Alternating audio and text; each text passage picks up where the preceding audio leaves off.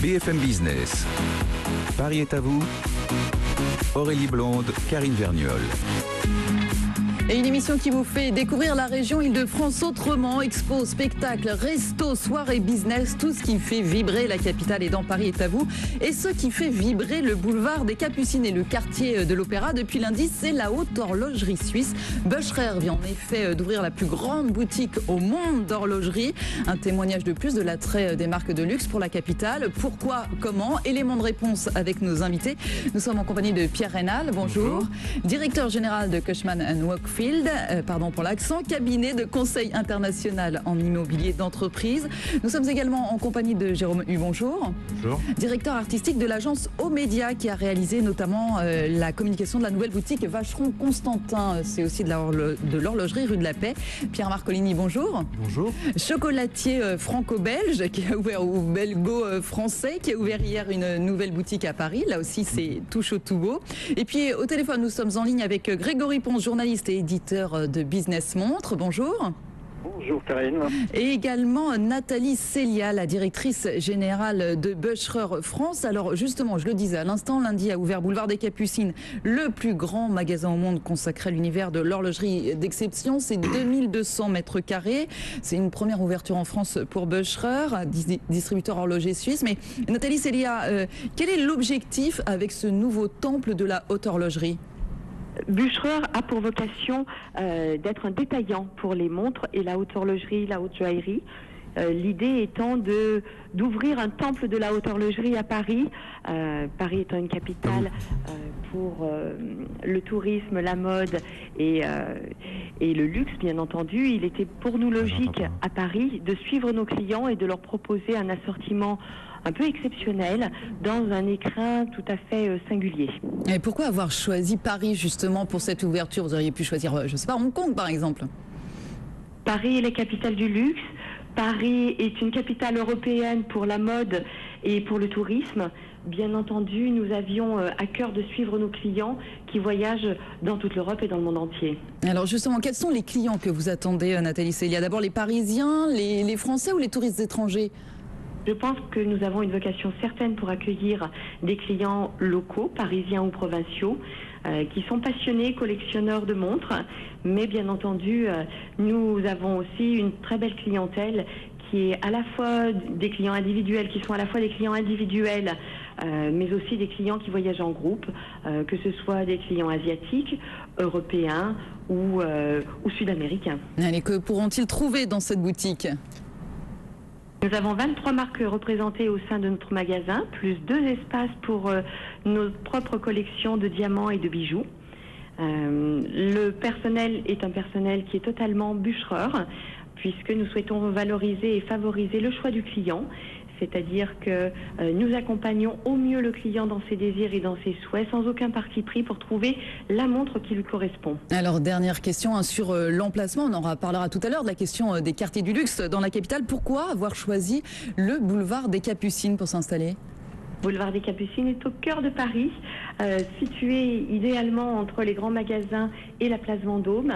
Notre positionnement est un positionnement qui va tout à fait bien dans cet emplacement géographique puisque nous sommes un grand magasin et malgré tout nous avons une vocation à être une boutique. Et le client qui rentre chez Bucherer découvrira les marques dans leur environnement, mais au sein de Bucherer. Donc, ce positionnement entre deux correspond tout à fait à l'emplacement boulevard des Capucines. Et quoi de mieux qu'un si bel emplacement avec un lieu mythique qui est pratiquement créé dans les mêmes années que nous, puisque ce lieu a fêté ses 150 ans et nous fêtons nos 125 ans. Merci beaucoup Nathalie Célia. Je rappelle que vous êtes la directrice générale de Bucherer France. Alors Grégory Ponce, vous qui êtes par téléphone avec nous, spécialiste d'horlogerie, notamment de haute horlogerie. Pourquoi aujourd'hui, parce qu'on vient de voir Bucherer, mais depuis ces dernières semaines, les grandes marques horlogères suisses se bousculent, place Vendôme, rue de la Paix et aussi pas loin justement du boulevard des Capucines. Pourquoi Paris devient la nouvelle place to be pour les horlogers suisses ? je voudrais donner une précision juste avant de répondre à votre question, Karine. C'est pas la plus grande boutique de montres du monde, parce qu'il y en a au moins 2 en Chine qui font le double. Ah, mais c'est comme ça qu'ils se vendent, c'est vendeur. C'est la plus grande boutique du monde pour les montres d'exception. Il faut bien préciser. Hein, si on se bat en mètres carrés, les Chinois font beaucoup mieux que nous. Mais c'est vrai que depuis 2 ans à peu près, la rue de la Paix, la place Vendôme, c'est devenu the place to be, comme on dit aujourd'hui, pour les boutiques de montres. Si vous regardez le nombre de marques qui sont installées aujourd'hui rue de la Paix, c'est l'avenue Richemont, c'est plus la rue de la Paix. Bon, pourquoi? Parce que il faut non seulement présenter des montres, et en ce moment, vous savez qu'on va avoir le salon de Baselworld avec toutes les... Mais après, il faut les vendre. Et pour les vendre, il faut les vendre aux gens qui ont les moyens de les acheter. Pour avoir les moyens de les acheter, il faut capter la clientèle touristique, parce que les Français n'ont plus les moyens d'acheter ça. J'entends ma chère amie de Bucherer dire que c'est pour la clientèle locale, mais je me marre, parce que pour la boutique Rolex qu'il y a chez Bucherer, il faut savoir que dans un rayon de 1 km, il y a déjà 9 boutiques Rolex. Donc les Parisiens ont le choix avec 9 boutiques Rolex tout autour de Bucherer. Donc Bucherer, c'est à la 10e. Donc c'est essentiellement destiné à capter la clientèle touristique chinoise. Alors justement, voilà. Grégory Ponce, merci, on va revenir à vous dans quelques instants. Mais Pierre Rénal, donc de Cushman & Wakefield, là on parlait d'horlogerie, mais ce que vient de dire Grégory Ponce, ça vous a fait sourire, mais c'est tellement vrai. Les boutiques de luxe, quand elles viennent à Paris, c'est d'abord pour capter la clientèle étrangère, non ? C'est en bonne partie pour capter la clientèle étrangère, mais Paris est quand même la capitale du luxe et également une capitale touristique. Donc c'est vrai qu'on a beaucoup d'atouts. Pour une fois, on peut pousser un cocorico, on va pas s'en priver, c'est pas tous les jours. Mais ce qui est important de noter quand même, derrière l'arrivée de Bucherer, qui est quand même quelque chose d'assez complètement nouveau et vraiment exceptionnel dans le monde du commerce, c'est que Richemont, dont on a parlé un petit peu plus tôt, est derrière cette opération. Cette opération est intéressante donc à double titre, du point de vue immobilier, puisque Richemont est propriétaire des murs donc de Bucherer. Donc c'est une première opération pour eux en termes patrimonial et en termes immobiliers, qui n'avait jamais été réalisée auparavant. Donc ça c'est déjà quelque chose d'important à noter et qui est quand même rare et peut-être le précurseur de ce que les nouvelles tendances. Les nouvelles tendances. Et puis vous avez donc une clientèle évidente pour Richemont, 47% du chiffre d'affaires quasiment de Richemont réalisé dans la zone Asie-Pacifique. C'est quand même significatif. 1 million de Chinois qui voyagent en France, première destination loin devant nos amis londoniens, et évidemment une dépense qui va notamment se porter sur les articles d'horlogerie bijouterie. La clientèle chinoise, d'une manière générale, au-delà de l'horlogerie, elle est particulièrement convoitée par les marques de luxe. Est-ce qu'elle dépense vraiment plus que les autres ? Écoutez, il y a beaucoup d'études sur le sujet. Ce qui est certain, c'est que le panier moyen, si on peut appeler ça un panier moyen, sur les articles détaxés, ressort aux alentours de 1 500 €. Donc loin devant toutes les autres nationalités et bien évidemment loin devant la clientèle locale. Donc évidemment, c'est une clientèle qui est recherchée et surtout, on se projette dans l'avenir, on se projette à 10 ans, à 20 ans. Je vous parlais d'une fréquentation d'1 million de Chinois cette année ou l'année dernière. On prévoit jusqu'à 7 à 8 millions de Chinois d'ici à 2020-2025. Donc vous voyez un petit peu le sujet très exponentiel simplement sur cette catégorie de touristes. Pardon, Pierre Marcolini, chocolatier. Donc je disais en introduction. Je précise tout de suite. Non, justement, vous faites du chocolat. Et, en 2003, vous aviez ouvert une première boutique à Paris. Et là, donc hier, la 3e boutique du côté de la rue du Bac, dans le 7e arrondissement. Pour vous, Paris, parce que vous avez évidemment beaucoup de boutiques chez vous en Belgique, pour vous, Paris, c'est vraiment là où il faut être en ce moment ? Je dirais en ce moment, et puis de toute façon, si on veut avoir une marque qui a un rayonnement international, Paris est une étape incontournable. Je pense qu'aujourd'hui, c'est ce que vous disiez, les Français ont à cœur, et ils l'ont depuis toujours, le savoir-faire, le secteur du luxe leur appartient, la manière de travailler. Je pense qu'on le voit dans le monde de la mode, mais on le voit aussi dans le monde de la restauration, qui est quand même un monde beaucoup plus proche pour moi. Quand on voit aujourd'hui les grands chefs étoilés, quand on voit la manière dont ils s'exportent. Et pour ça, Paris, si on veut être une marque internationale, il faut pouvoir ouvrir, mais ouvrir une seule boutique, en termes de compression des coûts, c'est difficile. Donc c'est pour ça qu'on a d'abord regardé 2003. On a ouvert en 2008-2009 rue Scribe, juste en face. Donc on n'est pas loin. Vous étiez précurseur. Effectivement, on était précurseur. Et puis effectivement, ici en 2013, rue du Bac. Alors, plutôt confidentiel. à l'inverse justement d'une clientèle chinoise, on a ouvert du côté d'un quartier qui est typiquement parisien pour voir comment la clientèle parisienne réagit par rapport à notre marque, mais en sachant aussi qu'on est installé à Tokyo, on a une dizaine de boutiques, on vient de s'installer à Taipei, et c'est vrai que l'Asie nous intéresse, c'est vrai qu'effectivement en termes de croissance, quand on regarde aujourd'hui, et Dieu seul sait que vous connaissez mieux les chiffres que moi, quand on regarde un petit peu la peut-être récession qu'on a en Europe et qu'on voit que le marché se place plutôt du côté de l'Asie, pour avoir une crédibilité, pour être reconnu et à la fois de nos amis asiatiques, si vous n'êtes pas à Paris, mais ça n'a pas de sens. Et donc vous devez commencer d'abord par Paris, effectivement, avant de pouvoir aller ailleurs, que ce soit Londres ou New York. Et donc Paris, capitale de la gastronomie, Paris, capitale du luxe, pour nous était une étape obligée. Mais en même temps, c'est aussi l'occasion de voir si la clientèle parisienne a la sensation, le sentiment, si elle accepte notre marque. Et je vous dirais que c'est plutôt le cas, puisque effectivement, on a pas mal de succès en France. Est-ce que vous avez le sentiment qu'une nouvelle clientèle est arrivée, encore peut-être plus fortunée, avec notamment la rénovation des hôtels et des palaces parisiens? Est-ce que vous le voyez, vous ? Mais je pense qu'effectivement, il y a une clientèle beaucoup plus fortunée qui est effectivement, et là, je vais vous étonner, mais quand vous allez à Hong Kong, où j'étais il y a encore 2 mois, et que vous voyez le niveau de service, la manière dont les gens, les Chinois, les Asiatiques sont accueillis par rapport à ce qui se passait du côté de la France, il y a plutôt eu un upgrade, c'est de dire comment est-ce qu'on améliore aujourd'hui une attente de ces gens qui est très très haute. Donc, les hôtels parisiens se sont mis plutôt au diapason des standards asiatiques, ce qui n'était pas le cas auparavant. Maintenant, c'est le cas. Et la deuxième chose, effectivement, c'est qu'on a une clientèle qui a tendance, effectivement, à dépenser, qui a des habitudes de consommation qui sont différentes. On a une chance folle au niveau du chocolat, c'est que c'est un produit qui est complètement universel. Donc, on est toujours surpris de voir, il y a 30 ans, nos amis japonais ne connaissaient pas le chocolat, en tout cas, ne faisait pas partie de leur culture. Aujourd'hui, quand on voit les marques, quand on voit la façon dont nos amis japonais sont séduits par ce produit, c'est absolument incroyable, et évidemment avec des dépenses qui sont au-delà du ticket moyen, où on est très très loin des 1500 €. J'en rêverais d'avoir un ticket moyen. J'imagine. Je rêverais d'avoir un ticket moyen de 1500 €. Je vais me battre pour. Ça va être compliqué pour porter ce chocolat. Alors, on va continuer. Jérôme Hu, justement, vous êtes directeur artistique de l'agence aux médias. Vous avez travaillé à la communication de la nouvelle boutique Vacheron Constantin. On revient un petit peu sur l'horlogerie qui a ouvert il y a quelques semaines rue de la Paix, sur un angle typiquement parisien. Est-ce que justement, quand on est une marque étrangère qui arrive à Paris, il faut jouer l'étiquette Paris à fond?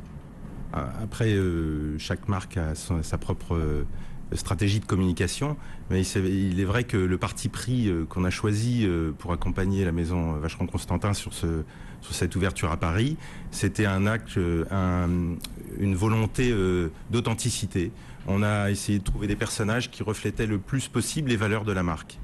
Et après, on a trouvé une écriture photographique qui inscrivait la marque dans un vrai Paris, avec des adresses, des bonnes adresses, des adresses confidentielles, et toujours avec un souci d'esthétisme.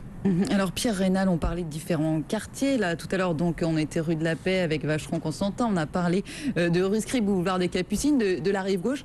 Quels sont aujourd'hui les quartiers du luxe? On est toujours sur avenue Montaigne, Faubourg Saint-Honoré, où elles veulent s'installer J'ai l'impression que ça change un petit peu. Écoutez, la cartographie de Paris quand même reste assez simple et assez lisible. Vous avez les adresses prestigieuses qui elles-mêmes font la réputation d'une enseigne, ne serait-ce que par l'adresse. Vous avez la place Vendôme, vous avez la rue de la Paix, vous les avez citées, aujourd'hui extrêmement destinée à cette activité joaillerie, bijouterie. Pour le prêt-à-porter, vous avez l'avenue Montaigne et le Faubourg Saint-Honoré, qui sont évidemment des destinations privilégiées. Et puis, il y a eu, c'est vrai, quelques nouveautés, notamment l'essor de la rive gauche. Louis Vuitton était présent, Christian Dior était présent, mais toujours tout ça proche d'avenues prestigieuses, de toute façon, même rive gauche aussi. Le commerce, c'est avant tout évidemment le flux. Il faut capter du flux, il faut avoir des gens qui viennent dans le magasin pour pouvoir y effectuer des achats. Donc évidemment, on cherche le flux, et la rue de Sèvres avec l'arrivée de... c'est quand même un petit peu un nouveau pôle, ça, la rue de Sèvres. C'est un nouveau pôle, clairement, oui. C'est un nouveau pôle avec l'arrivée d'Hermès, l'arrivée de Shanxia qui fait partie également du giron d'Hermès, l'arrivée de Berluti. Donc tout ça va modifier très clairement un petit peu la géographie de la rive gauche. Mais c'est vrai que sur Paris, on reste sur des valeurs sûres. Est-ce qu'il y a de nouveaux entrants sur ce marché du luxe? Il y a de nouveaux entrants, il y en a peu, puisque les places évidemment sont extrêmement rares et coûteuses, évidemment. Ce qui est rare et cher, et pour l'immobilier en tout cas, c'est vraiment ce qui fait aujourd'hui l'actualité. Il y a de nouveaux entrants, vous avez une marque qui s'appelle Kela, qui appartient au Qatar Luxury Group, on parle beaucoup du Qatar en ce moment, qui va s'installer sur l'avenue Montaigne. Et cette enseigne, après une ouverture à Doha, réalisera sa première ouverture hors de son pays d'ici à la fin de l'année. Alors pour revenir sur la géographie, Grégory Ponce, journaliste et éditeur à Business Monde, vous êtes toujours avec nous par téléphone. Ceci dit, le fait qu'on s'installe là, comme Bucherer du côté de la rue Scribe, là on s'écarte un petit peu du coin Vendôme, rue de la Paix. Est-ce que ça va pas un peu menacer la fréquentation des grands magasins du boulevard Haussmann, parce qu'on sait traditionnellement que notamment les Chinois dépensent énormément en horlogerie dans ces grands magasins? Il est évident que ça a été calculé stratégiquement pour capter la clientèle qui se déversait sur les Galeries Lafayette et plus marginalement sur le Printemps. C'est un coin absolument stratégique pour capter les voyageurs individuels ou les tout petits groupes qui vont place Vendôme et rue de la Paix, et capter les grands groupes, les autobus par 50 personnes à la fois, qui vont aux Galeries Lafayette. Alors justement, est-ce qu'il y a encore de la place Pierre Rénal pour tout le monde? Vous parliez tout à l'heure, les places sont chères, le locatif ça augmente. Est-ce que là aujourd'hui il y a encore, parce qu'on ne l'a pas dit, mais en face de Bucherer il va y avoir encore d'autres marques horlogères comme Tag Heuer. Oui, est-ce qu'il y a encore de la place? On a développé, c'est vrai, après avec l'arrivée de Bucherer, évidemment tout un pôle. C'est un pôle qui va se créer très clairement. Donc vous avez Cartier qui va créer sa propre boutique donc à l'intérieur de Bucherer. Vous avez Tag Heuer qui va arriver, Omega également. Donc évidemment un pôle d'horlogerie se crée dans cet environnement-là. Après, sur les axes historiques dont on parlait tout à l'heure, vous avez eu beaucoup de mouvements ces derniers temps. On a dénombré à peu près une centaine d'opérations immobilières de luxe ces 5 dernières années, un petit peu partout en France. Donc si je vous fais un petit peu partout en France en luxe, ça va vite. C'est Paris et le sud de la France. Et là, ça va se calmer ou Par essence, ça va forcément se calmer. Aujourd'hui, vous avez de moins en moins d'indépendants présents sur ces artères-là, de plus en plus de groupes. C'est pas compliqué, il y en a 3 ou 4. Vous avez donc évidemment Richemont, vous avez LVMH, vous avez donc PPR, Kering, et puis Hermès et Prada. Voilà, sorti de là, vous avez quelques indépendants. À propos de ce manque de place, est-ce que le nouvel Eldorado aussi pour ces marques de luxe ne sont pas les aéroports? Totalement. Vous avez aujourd'hui, et ce qui ressort un petit peu de tout ça, et vous l'avez compris, c'est la fréquentation touristique. Et donc évidemment, le point de passage initial de tout ça, ce sont les aéroports. Vous avez aujourd'hui Charles de Gaulle et Roissy, Charles de Gaulle et Orly plutôt, qui représentent à peu près 90 millions de passagers. Et donc vous avez vu les nouveaux terminaux avec l'arrivée de ces enseignes de luxe et destinées à cet environnement luxe qui fonctionne extrêmement bien, avec également un futur, le développement de la parfumerie, de la cosmétique avec des emplacements propres et dédiés. Dernière petite question, je vais terminer avec vous Pierre Marcolini très rapidement. J'ai lu, il y avait un petit papier, notamment chez Reuters, ils avaient dit que certaines boutiques de luxe dans Paris voyaient le flux des touristes, notamment étrangers, baisser un petit peu ces dernières semaines, ces derniers mois. Est-ce que vous l'avez remarqué dans vos boutiques parisiennes? Non, pas du tout. C'est plutôt l'inverse. Aujourd'hui, on est plutôt en croissance, on a plutôt tendance à voir effectivement une augmentation.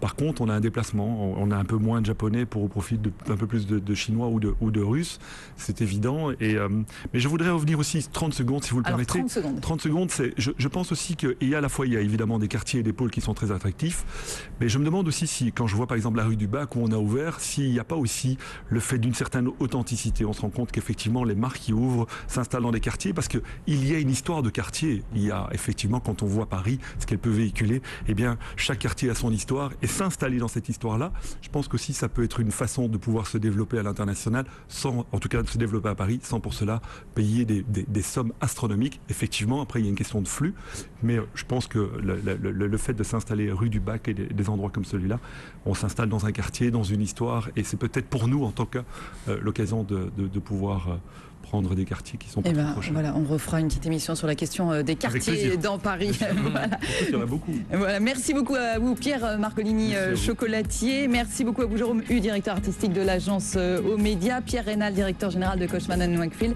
Et par téléphone, Grégory Ponce de Business Montre. Merci beaucoup à vous tous. Paris est à vous. Continue dans un